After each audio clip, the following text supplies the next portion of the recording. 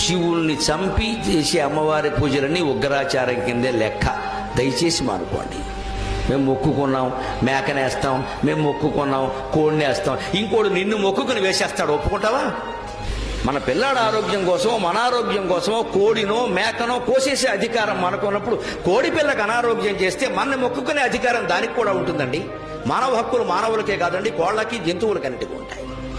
పరమ దారుణంగా ఏకంగా దున్నపోతులు సహా వేసేసి అమ్మవారి బలి నెత్తురు ఉంటే కానీ అమ్మవారి సొంత నెత్తురుగా అమ్మవారు అవుతుందా దెయ్యం అవుతుందా? ఎలా ఆలోచిస్తారండి? అసలు దేవుడు పేరు మీద జీవహింస చేస్తున్నాము అంటే దైవభక్తిలో అనాకాసు మనకు తెలియనట్టే లెక్క.